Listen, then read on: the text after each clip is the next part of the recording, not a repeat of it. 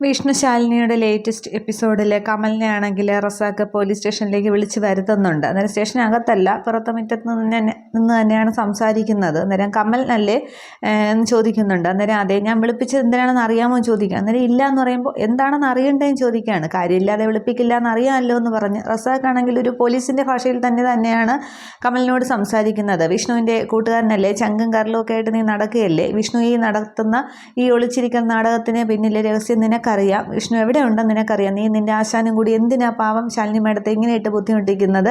എന്താണെന്ന് വെച്ചാൽ നിനക്കറിയാവുന്നതെല്ലാം അങ്ങോട്ട് പറഞ്ഞോ. ഇല്ലാന്നുണ്ടെങ്കിൽ ഇതിൻ്റെ ഈ ചങ്കും കരളും ഒക്കെ ഇടിച്ച് വാട്ടാൻ എനിക്കറിയാം. പോലീസിൻ്റെ രീതിയിലായിരിക്കും പിന്നീടുള്ള ചോദ്യങ്ങൾ. അതുകൊണ്ട് പറഞ്ഞ എനിക്കാണെങ്കിൽ ഒരുപാട് ജോലിയുണ്ട്, സമയമില്ല എന്ന് പറഞ്ഞിട്ട് റസാഖ് താനി പോലീസ് ഭാഷയിൽ കമലിനോട് ചോദ്യം ചെയ്യുന്നുണ്ട്. പക്ഷേ ആദ്യമൊക്കെ കമലൻ പറയുന്നുണ്ട് എനിക്കറിയില്ല എന്ന് പറയുമ്പോൾ റസാഖ് അങ്ങോട്ട് വിശ്വസിക്കുന്നില്ല. ആശാനെ കണ്ടുപിടിക്കേണ്ടത് എൻ്റെയും കൂടി ആവശ്യം തന്നെയാണ്, പക്ഷേ എനിക്കറിയില്ല എന്ന് പറയുകയാണ്. അന്നേരം മര്യാദയ്ക്ക് പറഞ്ഞില്ല എന്നുണ്ടെങ്കിൽ ഇനി പോലീസ് ഭാഷയാണ് പ്രയോഗിക്കാൻ പോകുന്നത്.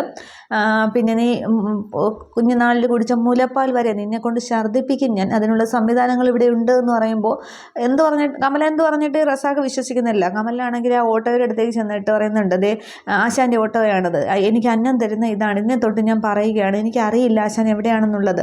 ഇപ്പോൾ ആശാനെ കാണാതായതിനു ശേഷം പള്ളിയെന്നോ അമ്പലമെന്നോ എനിക്കില്ല, എവിടെ ആയാലും ഞാൻ പൈസ ഇട്ട് പ്രാർത്ഥിക്കാറുണ്ട്, ഏത് ദൈവമായാലും എനിക്കൊന്ന് കനിഞ്ഞാൽ മതി. അങ്ങനെ ആശാനെ ഞാൻ തേടി നടക്കുമ്പോൾ എന്നെ സംശയിക്കുക മാത്രം ചെയ്യല്. അങ്ങനെ ഞാൻ ഇതിന് എന്തെങ്കിലും ഇതിൽ കൂട്ടുനിന്നു എന്ന് സാറിന് തോന്നുകയാണെന്നുണ്ടെങ്കിൽ അന്ന് ഞാൻ സാറിൻ്റെ മുന്നിൽ വന്ന് നിന്ന് തരാം, എൻ്റെ ജീവൻ എടുത്തോളൂ എന്നിങ്ങനെ പറയുമ്പോൾ അവിടെ റസാഖിന് മനസ്സിലാവുകയാണ് കമലിനൊന്നും അറിയില്ല, കമലൻ വെറും പാവമാണ്, ഈ വിഷ്ണുവിൻ്റെ ഈ ഒളിച്ചോട്ടത്തിൽ കമലിനൊന്നും പങ്കുമില്ല എന്ന് അവിടെ റസാഖിന് മനസ്സിലാവുന്നുണ്ട്. അതിനുശേഷം രാത്രിയാണെങ്കിൽ മഹേന്ദ്രൻ വീട്ടിൽ ഹാളിൽ അങ്ങോട്ടും ഇങ്ങോട്ടുമൊക്കെ നടക്കുകയാണ്. ആ വീഡിയോയിൽ കണ്ട കാര്യമൊക്കെയാണ് സ്വാമി വീഡിയോയിൽ കാണിച്ചല്ലോ ശിവൻ ശാലിനെ രക്ഷിക്കുന്നത്. അതൊക്കെ ഓർമ്മിച്ച് ഇങ്ങനെ നിൽക്കുമ്പോൾ ശിവനാണെങ്കിൽ വരുന്നുണ്ട്. എന്നിട്ട് മഹേന്ദ്രനെ മൈൻഡ് ചെയ്യാതെ അകത്തേക്ക് പോകാൻ തുടങ്ങുമ്പോൾ നിൽക്കുക എന്ന് പറഞ്ഞിട്ട് മഹേന്ദ്രൻ വിളിക്കുകയാണ്. അന്നേരം ശിവൻ നിനക്ക് എന്താ സംഭവിച്ചത്? ശാലിനിയിൽ ആ കളക്ടറെ ഇല്ലാതാക്കാനല്ലേ നിന്നെ അയച്ചത്, പിന്നെ നീ അവരെ രക്ഷിക്കുകയാണോ ചെയ്തതെന്ന് ചോദിക്കുന്നുണ്ട്. അന്നേരം രാജ സർജറി കഴിഞ്ഞ ശേഷം എനിക്ക് എന്നെ തന്നെ നിയന്ത്രിക്കാൻ കഴിയുന്നില്ല, എന്നെ നിയന്ത്രിക്കുന്നത് വേറെന്തോ ആണ്, പിന്നെ ശാലിനിയെ പിന്നെ നശിപ്പിക്കാനായിട്ട് ഇല്ലാതാക്കാനായിട്ട് എന്നെ കൊണ്ട് കഴിയില്ല, അവൾ അടുത്ത് വരുമ്പോൾ എനിക്ക് സംരക്ഷിക്കാനാണ് തോന്നുന്നത് എന്ന് പറയുമ്പോൾ ശിവ എന്നിങ്ങനെ മഹേന്ദ്രൻ വിളിക്കുകയാണ്. അന്നേരം എനിക്ക് അച്ഛനെ എങ്ങനെ പറഞ്ഞ് മനസ്സിലാക്കണമെന്ന് അറിയത്തില്ല, എന്നെ നിയന്ത്രിക്കുന്നത് വേറെ ആരും ആണ്, ഞാൻ ഉദ്ദേശിക്കുന്ന കാര്യങ്ങളല്ല ഞാൻ പ്രവർത്തിക്കുന്നത്, ഇത് വേറെന്തോ കാര്യമാണെന്നൊക്കെ ഇങ്ങനെ ശിവൻ പറയുമ്പോൾ അത് തന്നെയാണ് ഞാനും പറയുന്നത്, നിനക്ക് എന്തൊക്കെയോ സംഭവിച്ചിട്ടുണ്ട്, അതിൻ്റെ ഫലമാണ് ദേ ഇവൾ എന്ന് പറഞ്ഞിട്ട് തൊട്ട് അപ്പുറത്ത് മാറി നിൽക്കുന്ന ഡെയ്സി ചൂണ്ടി കാണിക്കുന്നുണ്ട്. അന്നേരം ഡെയ്സി ഇങ്ങോട്ട് വാന്നും പറഞ്ഞ് മഹേന്ദ്രൻ വിളിക്കുകയാണ്. അന്നേരം ഇവളെ നീ ഇനി അറിയില്ല എന്ന് പറയുമോ എന്ന് ചോദിക്കുന്നുണ്ട്. അന്നേരം പിന്നെ ഡെയ്സി പറയുന്നുണ്ട്, അതെ എനിക്കാണെങ്കിൽ മറക്കാനായിട്ട് കഴിയില്ല, അങ്ങനെ മനസ്സിൽ സ്ഥാനമില്ലെങ്കിൽ പിന്നെ എന്തിനാ എൻ്റെ കഴുത്തിൽ ഈ താലി കെട്ടിയത്, അങ്ങനെ ഒരു താലിയുടെ ബലം എനിക്ക് ആവശ്യമില്ല, മനസ്സിൽ സ്ഥാനമില്ലാത്ത ഒരാളിൻ്റെ താലിയുടെ ബലം എനിക്ക് ആവശ്യമില്ല എന്ന് പറയുമ്പോൾ ശിവനാകപ്പാടെ അങ്ങോട്ട് ദേഷ്യം വരുന്നുണ്ട്. ശിവൻ പെട്ടെന്ന് അത് പൊട്ടിച്ച് ദൂരേക്ക് എറിയുന്നുണ്ട്. പിന്നെ ആവശ്യമില്ലെങ്കിൽ പിന്നെ എന്തിനാ അത് കഴുത്തിലണിഞ്ഞ് നടക്കുന്നതെന്നും പറഞ്ഞ് എറിയുകയാണ്. അന്നേരം മഹേന്ദ്രൻ ഡെയ്സിയും ഒരുപോലെ ഇങ്ങനെ അന്തം വിട്ട് നോക്കി നിൽക്കുന്നുണ്ട്.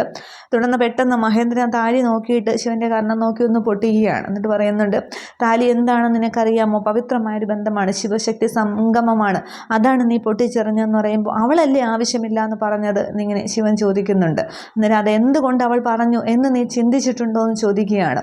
അന്നേരം ശിവനാണെങ്കിൽ ഒന്നും മിണ്ടാതെ തന്നെ നിൽക്കുന്നുണ്ട്. തുടർന്ന് ഡെയ്സി പറയുന്നുണ്ട്, ഇനി അങ്ങനെ ഒരു സ്ഥാനം എനിക്ക് ഇല്ലല്ലോ, എന്തായാലും എനിക്ക് പെട്ടെന്ന് ശിവനെ മറക്കാനായിട്ട് സാധിക്കില്ല, ഞാൻ മനസ്സുകൊണ്ട് പിന്നെ ഞാൻ ഇവിടുത്തെ മരുമകളായിപ്പോയി, ഞാൻ ശിവനെ അത്രയധികം സ്നേഹിക്കുന്നുണ്ട് എന്ന് പറഞ്ഞിട്ട് ഡെയ്സി അങ്ങോട്ട് ഇറങ്ങാൻ തുടങ്ങുമ്പോൾ മഹേന്ദ്രൻ പറയുകയാണ്, നിൽക്കിയെന്ന് പറയുകയാണ്, നിങ്ങളുടെ കാര്യത്തിൽ ഞാനൊരു തീരുമാനമെടുക്കുകയാണ്, ഇന്നേക്ക് 3-ാം നാൾ നിങ്ങളുടെ വിവാഹമാണ്, നാടൊട്ട് കറിഞ്ഞുള്ള വിവാഹം നടത്തുന്നത് ഈ മാണിക്കോത്ത് മഹേന്ദ്രൻ, ആരെതിർത്താലും ഞാനത് നടത്തിയിരിക്കും എന്നിങ്ങനെ പറയുമ്പോൾ ശിവനിങ്ങനെ അന്തം വിട്ട് ആകെ ദേഷ്യത്തിൽ തന്നെ നിൽക്കുകയാണ്. പക്ഷേ ഡെയ്സി പറയുന്നുണ്ട്, വിവാഹം എന്ന് പറയുന്ന രണ്ട് മനസ്സുകൾ തമ്മിലുള്ള പരസ്പര ഇഷ്ടവും ഒക്കെയാണ്, എന്നാൽ മാത്രമേ അത് പൂർണ്ണമാകുകയുള്ളൂ. താലി എന്ന് പറയുന്നത് പവിത്രമായ ഒരു ബന്ധം തന്നെയാണ്, പക്ഷേ മനസ്സിൽ സ്ഥാനമില്ലാത്ത ഒരാളുടെ ഭാര്യയായിട്ട് എന്ത് നേടാനാണ്, പക്ഷേ എനിക്ക് അങ്ങനെ പെട്ടെന്ന് മറക്കാനും കഴിയില്ല, ഇനിയും ഞാൻ കാത്തിരിക്കണോ എന്നൊക്കെ ചോദിച്ച് കുറേ കരഞ്ഞൊക്കെ പറഞ്ഞിട്ട് ഡെയ്സി ഇവിടെ നിന്ന് ഇറങ്ങി പോവുകയാണ്. ശിവനും ഇങ്ങനെ ആലോചിച്ച് നിൽക്കുന്നുണ്ട്. പക്ഷേ ശിവൻ അന്നേരവും ഡെയ്സിയോടൊപ്പം ബുള്ളറ്റിൽ പോകുന്നതും ഇങ്ങനെ ഓർമ്മയിൽ കാണിക്കുന്നുണ്ട്. അതിനുശേഷം ഒരു ഹൃദയത്തിൻ്റെ ഒരു ഓപ്പറേഷൻ സീനൊക്കെയാണ് ഒരു നെഗറ്റീവ് ഫിലിം എന്ന പോലെ ശിവൻ്റെ മനസ്സിലൂടെ ഇങ്ങനെ ഓടുന്നത്. എന്നിട്ട് മഹേന്ദ്രനെ ഇങ്ങനെ നോക്കിയിട്ട് ശിവനെങ്ങും അല്ല അവിടെ തന്നെ നിൽക്കുന്നുണ്ട്. മഹേന്ദ്രൻ ഈ സമയത്ത് സ്വാമിയെന്നും പറഞ്ഞ് സ്വാമിയെ ഫോൺ ചെയ്യുന്നുണ്ട്. അതിനുശേഷം ശിവനങ്ങ് അകത്തേക്ക് കയറി പോകുന്നുണ്ട്. രാത്രി ഒറ്റയ്ക്ക് നടന്ന് ഡെയ്സി വീട്ടിലേക്കും പോകുന്നുണ്ട്. അതിനുശേഷം കാണിക്കുന്നത് അതെ രാത്രി തന്നെയാണ് കാണിക്കുന്നത്. പിന്നെ പിള്ളയാണെങ്കിൽ പിള്ളേയും രാഘവൻ നായരും വെളിയിൽ തന്നെ നിൽക്കുകയാണ്. വിഷ്ണു വരുന്നത് നോക്കിയാണ് രാഘവൻ നായർ കാത്തു നിൽക്കുന്നത്. അന്നേരം കണ്ടില്ലല്ലോ എന്നും പറഞ്ഞ് വെപ്രാളം ആണ്. അന്നേരം ശാലിനി കുഞ്ഞല്ലേ പറഞ്ഞത് കൊണ്ടുവരുമെന്ന്, ഒന്നും കാണാതെ എന്തായാലും പറയില്ലല്ലോ, നമുക്ക് അകത്ത് പോയി മരുന്നൊക്കെ കഴിച്ചിരിക്കാം, അപ്പോഴത്തേക്ക് വരുമെന്ന് പറയുകയാണ്. അന്നേരം താനൊന്നും ഉണ്ടായിരി, എത്ര കാലമെന്ന് വെച്ചാൽ അവനിങ്ങനെ ഒളിച്ച് നടക്കുന്നത്, ഒന്നുമില്ലെങ്കിലും ആ പിള്ളേരെയും ശാലിനിയെങ്കിലും ഓർമ്മിക്കണ്ടേ. വിഷ്ണു വെച്ചാൽ അച്ഛാന്നും വിളിച്ചുകൊണ്ട് ആ പിള്ളേരെ എന്തുമാത്രമാണ് പുറകെ നടക്കുന്നത്, ഇങ്ങനെ അവനെ നിർത്താനായിട്ട് സാധിക്കില്ല, അവൻ ഇങ്ങോട്ട് വരട്ടെ, ഞാൻ രണ്ട് പറയുന്നുണ്ട് എന്ന് പറയുകയാണ്.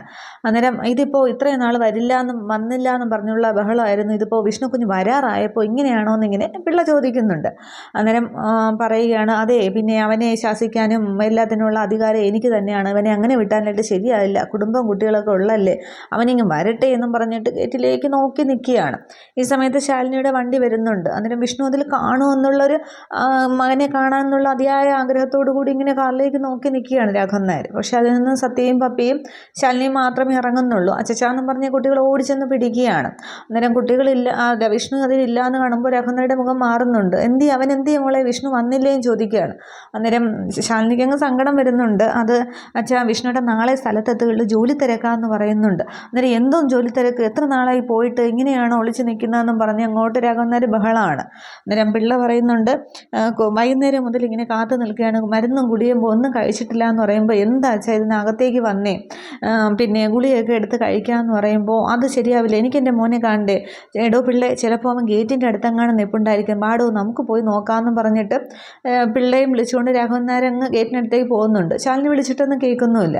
അപ്പോൾ ഈ കുട്ടികൾക്കും ഒരു സംശയം, ഇനി അച്ഛൻ അവിടെയെങ്ങാനും ഉണ്ടെങ്കിലോ എന്ന് പറഞ്ഞിട്ട് വാ പപ്പിയെന്ന് വിളിച്ചുകൊണ്ട് സത്യയും ഇവരുടെ പിന്നാലെ പോയിട്ട് ഗേറ്റിനടുത്ത് ചെന്നിട്ട് രാഘവൻ നായർ ചുറ്റുമൊക്കെ നോക്കി വിളിക്കുകയാണ്. എടാ മോനെ വിഷ്ണു കയറി വേടാ, അച്ഛനൊന്നും പറയത്തില്ല, കുഴപ്പമൊന്നുമില്ല, വാ മോനെ എന്നും പറഞ്ഞ് വിളിക്കുകയാണ്. ഈ കുട്ടികളും ചെന്ന് വിളിക്കുന്നുണ്ട്, അച്ഛാ വിഷ്ണു അച്ഛാന്ന് പപ്പയും സത്യയും ഒക്കെ വിളിക്കുകയാണ്. അതിനുശേഷം ആരെയും കാണുന്നില്ലല്ലോ. അന്നേരം കാണുന്നില്ലല്ലോ അച്ഛാന്ന് പറയുമ്പോൾ അവനെ മാറി നിൽക്കുകയായിരിക്കും, നിങ്ങളൊന്നുകൂടി ഉറക്കനെ വിളിക്കുക എന്നിങ്ങനെ പറയുമ്പോൾ കുട്ടികളും രാഘവൻ നായരും ഒക്കെ വിളിക്കുകയാണ്. ഇത് കണ്ട് ശാലിനി ആകെ അങ്ങ് സങ്കടപ്പെടുകയാണ്. എന്താ വിഷ്ണു ഏട്ടാ ഇതെങ്ങനെ, എന്തിനാ ഇങ്ങനെ ഒളിച്ച് നിൽക്കുന്നത്, വന്നൂടെ, ഈ അച്ഛൻ്റെ ഈ സ്നേഹമൊക്കെ കണ്ടില്ലേ, എന്തിനാ ഇങ്ങനെയായിട്ട് വിഷമിപ്പിക്കുന്നതെന്നും പറഞ്ഞ് ശാലിനി നിൽക്കുകയാണ്. അതിനുശേഷം ശാലിനി അകത്തേക്ക് കയറുമ്പോൾ ഭാമ ശാലിനിയോട് ദേഷ്യപ്പെടുന്നുണ്ട്. നീ രാഘവേട്ടനോട് പറഞ്ഞോ വിഷ്ണുവിനെ കൊണ്ടുവരാമെന്ന്? അന്നേരം അപ്പോഴത്തെ ഒരു സങ്കടം കണ്ടപ്പോൾ പറഞ്ഞതാണ്, ആശ്വസിപ്പിക്കാൻ വേണ്ടി പറഞ്ഞതാണെന്ന് പറയുമ്പോൾ നീ എത്ര നാളിങ്ങനെ ആശ്വസിപ്പിക്കും, വിഷ്ണു എവിടെയുണ്ടെന്ന് നിനക്ക് അറിയാമോ എന്ന് ചോദിക്കുകയാണ്. അന്നേരം പോലീസുകാർ അന്വേഷിക്കുന്നുണ്ടല്ലോ എന്ന് പറയുകയാണ്. പിന്നെ പോലീസുകാരൊന്നും കണ്ടെത്താനായിട്ട് പോകുന്നില്ല. ഇവിടെ അടുത്തൊരു സ്വാമിയുണ്ട്, ജ്യോത്സ്യനും കൂടിയാണ്, പെരുമാൾ സ്വാമി, നമുക്ക് അവിടം വരെ ഒന്ന് പോകണം, ഏതോ കാണാത്ത കാര്യവും ഒക്കെ കണ്ടെത്തി തരികയും ചെയ്യും, വേണ്ടുന്ന പൂജകളൊക്കെ ചെയ്യണം, ഞാൻ ശാരദാമ്മ അതിനെക്കുറിച്ച് പറഞ്ഞുകൊണ്ടിരിക്കുകയായിരുന്നു, നീ ഒന്ന് അവിടം വരെ പോകണമെന്ന് പറയുകയാണ്. അന്നേരം അതിലൊക്കെ എത്രത്തോളം സത്യം ഉണ്ടെന്ന് അറിഞ്ഞിട്ട് പോരെ, ചിലപ്പോൾ പണം തട്ടാൻ വേണ്ടിയാണെങ്കിലോ എന്ന് പറയുന്നുണ്ട്. അന്നേരം എങ്കിൽ പിന്നെ ഈ കണ്ട ആളുകളൊക്കെ എന്തിനാ പോണത്, എന്തെങ്കിലും പരിഹാരം ഉണ്ടെങ്കിൽ ചെയ്യണം, അവിടെ പോവുക തന്നെ വേണം എന്നിങ്ങനെ പറയുമ്പോൾ പോലീസുകാർ കണ്ടെത്തും, അത് പോരെയും ചോദിക്കുകയാണ്. അന്നേരം അത് പോരാ, നിൻ്റെ പോലീസുകാർ കണ്ടെത്താനൊന്നും പോകുന്നില്ല, ഈ ജ്യോത്സ്യനെ പോയി കാണുക, കുടുംബത്തിന് എന്തെങ്കിലും ദോഷങ്ങളുണ്ടെങ്കിൽ അതിനുള്ള പരിഹാരം കൂടി ചെയ്യണം, മനസ്സിലായോ എന്നിങ്ങനെ ചോദിക്കുകയാണ്. അന്നേരം അതേന്ന് ഇങ്ങനെ ശാലിനി തലയാട്ടുന്നുണ്ട്. ശാരദാമ്മയെ നോക്കി നിൽക്കുകയാണ്. ഇതേസമയം ഡേസി ആണെങ്കിൽ തിരികെ വീട്ടിലെത്തുന്നുണ്ട്. എന്നിട്ട് അവിടെ ഉണ്ടായ സംഭവങ്ങളാണെങ്കിൽ യോഹന്നാനോടും ആന്റണിയോടും എൽസമ്മയോടും പറയുന്നുണ്ട്. കൂടെ അവിടെ ഡേവിസും ഉണ്ട്. അന്നേരം എന്ത് താലി പൊട്ടിച്ചെറിഞ്ഞെന്നോ എന്നിങ്ങനെ യോഹന്നാൻ ചോദിക്കുകയാണ്. അന്നേരം അതെ, ആ ഒരു സർജറിക്ക് ശേഷമാണെങ്കിൽ ശിവൻ മറ്റു ആരോ ആണ്, പിന്നെ വേറെ ആരുടെ രീതിയിലൊക്കെയാണ് പെരുമാറുന്നത്, എന്തൊക്കെയോ കുഴപ്പങ്ങളുണ്ട്, സ്വഭാവത്തിൽ മാറ്റമുണ്ട് എന്ന് പറയുകയാണ്. അന്നേരം സ്വഭാവത്തിൽ ഒരു മാറ്റവുമില്ല, അവൻ്റെ തനി ഗുണം കാണിച്ചു, നിന്നോട് വെറുതെയാണ് സ്നേഹമൊക്കെ കാണിച്ചത്, നീയാണ് മനസ്സിലാക്കാത്തത് എന്നിങ്ങനെ യോഹന്നാൻ പറയുന്നുണ്ട്. എന്നിട്ട് അപ്പോൾ ഡേവിസ് പറയുന്നുണ്ട്, എനിക്ക് തോന്നുന്നത് ഇത് മാണിക്കോത്തുകാരെ എല്ലാവരും കൂടി ചേർന്നിട്ടുള്ള ഒത്തുകളിയാണെന്നിങ്ങനെ ഡേവിസും പറയുന്നുണ്ട്. അതിനുശേഷം യോഹന്നാൻ ചോദിക്കുകയാണ്, ഇവിടെ വിവാഹം നടത്തുമെന്നും പറഞ്ഞ് ഒറ്റയ്ക്ക് വെല്ലുവിളിച്ച് ഒരുത്തനുണ്ടായിരുന്നല്ലോ മാണിക്കോത്ത് മഹേന്ദ്രൻ, അവനൊന്നും പറയുന്നില്ലേന്ന് ചോദിക്കുകയാണ്. പിന്നെ ഡേസി പറയുന്നുണ്ട്, വിവാഹം നടത്തുമെന്ന് തന്നെയാണ് ശിവൻ്റെ അച്ഛൻ പറഞ്ഞിരിക്കുന്നത്, അതിലെനിക്ക് വിശ്വാസമുണ്ട് എന്ന് പറയുകയാണ്. എന്തായാലും ഞാൻ ശിവനോടൊപ്പം ജീവിക്കൂ എന്നിങ്ങനെ പറയുകയാണ്. പക്ഷേ അതിലെയും ആൻ്റണിയും മഹേന്ദ്രനും യോഹന്നാനും എൽസമ്മയ്ക്കിനും കൂടെ ഈ പറയുന്ന കാര്യങ്ങളിൽ വെച്ച് ഡെയ്സിയെ മാറ്റിയെടുക്കാമെന്ന് ഇങ്ങനെ അവർ പരസ്പരം ഇങ്ങനെ മുഖം കൊണ്ട് ആംഗ്യമൊക്കെ കാണിക്കുന്നുണ്ട്. എന്ന് വെച്ചാൽ കൂടുതൽ ഏഷണി കയറ്റി കൊടുത്താൽ ശിവനെ മറക്കും എന്നുള്ള രീതിക്ക്. പക്ഷെ അവിടെ ഡെയ്സി ആണെങ്കിൽ ഒരു തരത്തിന് ശിവനെ മറക്കാൻ തയ്യാറാവുന്നില്ല. ശിവൻ്റെ അച്ഛൻ കല്യാണം നടത്താമെന്ന് തന്നെയാണ് പറഞ്ഞത്.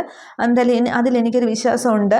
ഇനിയിപ്പോൾ കല്യാണം കഴിഞ്ഞിട്ടാണ് ഇങ്ങനെ ഒരു സ്വഭാവത്തിൽ മാറ്റം വരുന്നതെങ്കിൽ നമ്മൾ അത് സഹിക്കണ്ടേ എന്നിങ്ങനെ പറയുമ്പോൾ എൽസമ്മ പറയുന്നുണ്ട്, ജീവിതമാണ് മോളെ, അങ്ങനെ ഒരു പരീക്ഷണം വേണോ, പിന്നെ സ്വന്തം കാര്യമല്ലേ എന്നൊക്കെ പറയുമ്പോഴാണ് ഡെയ്സി ഇങ്ങനെ പറയുന്നത്. കഴിഞ്ഞിട്ടാണ് ഇങ്ങനെ വരുന്നതെങ്കിൽ നമ്മൾ സഹിക്കണ്ടേ, എന്തായാലും ശിവനോടൊപ്പം ഞാൻ ജീവിക്കൂ എന്നിങ്ങനെ പറയുമ്പോൾ, അപ്പോൾ എൻ്റെ മോൾ മണ്ഡപത്തിലേക്ക് പോകാൻ തയ്യാറായല്ലേ എന്ന് യോഹന്നാൻ ചോദിക്കുമ്പോൾ, അതേ അച്ഛാ, അല്ലാതെ ശിവനെ മറന്നിട്ടുള്ള എനിക്ക് ജീവിതമില്ല, എനിക്കൊന്നും കഴിയില്ല എന്ന് പറഞ്ഞുകൊണ്ട് കരഞ്ഞുകൊണ്ട് ഡെയ്സി അങ്ങ് അകത്തേക്ക് കയറി ഓടിപ്പോവുകയാണ്. അന്നേരം എൽസമ്മയുടെ കൂടെ ചെല്ലാനായിട്ട് ഇങ്ങനെ കണ്ണ് കാണിക്കുന്നുണ്ട് യോഹന്നാൻ. അപ്പോൾ പക്ഷേ അതിൽ ഈ യോഹന്നാനും ആൻ്റണിക്കും ഡേവിസിനും ഒക്കെ ഒരു പോസിറ്റീവാണ് തോന്നുന്നത്. ഇപ്പോൾ ശിവനായിട്ട് ഡെയ്സിയെ വേണ്ടാന്ന് പറയുന്നുണ്ട്. അപ്പോൾ എന്തെങ്കിലുമൊക്കെ പറഞ്ഞ് ഡെയ്സിയുടെ മനസ്സ് മാറ്റിക്കാം എന്നുള്ളൊരവസ്ഥയിലാണ് ഇവർ മൂന്നുപേരും നിൽക്കുന്നത്. ഇത്രയുമാണ് ഈ ഒരു എപ്പിസോഡിൽ കാണിക്കുന്നത്. അപ്പോൾ ഇനിയാണെങ്കിൽ അവിടെ വീണ്ടും ഈ വിഷ്ണുവിനെ കുറിച്ചുള്ള തെരച്ചിൽ വീണ്ടും ഇവിടെ ഊർജിതമാക്കുകയാണ് ചെയ്യുന്നത്. കമലിൻ്റെ കൂടെയൊക്കെ ഒരു അന്വേഷണമൊക്കെ വന്നിട്ടുണ്ട്. രേഷ്മയുമായിട്ടുള്ള നിനക്കുള്ള ബന്ധം എന്താണെന്നൊക്കെ കമലിനോട് ചോദിക്കുന്നുണ്ട്. പിന്നീട് ഈ ഒരു രാഘവൻ നായരുടെ അവസ്ഥ, അത് എന്തായാലും ഇനി അധികാലം നീട്ടിക്കൊണ്ട് പോകില്ല. പക്ഷേ വിഷ്ണുവിൻ്റെ എൻട്രി എന്ന് വരും എന്നുള്ളതിന് യാതൊരു ഉറപ്പും പറയുന്നില്ല ഇനി എപ്പോഴാണ് എന്നുള്ളത്. പിന്നീട് അവരിനി ഒരു സ്വാമിയെ കാണാൻ പോകുന്നെന്ന് പറഞ്ഞില്ലേ, അപ്പോൾ അതിലൂടെ ആയിരിക്കും, അതിന് ശേഷമായിരിക്കും ഈ ഒരു എൻട്രി കാണിക്കുന്നത്. പക്ഷേ കറക്റ്റ് എന്നാണെന്ന് പറയാൻ സാധിക്കില്ല. Okay, thank you.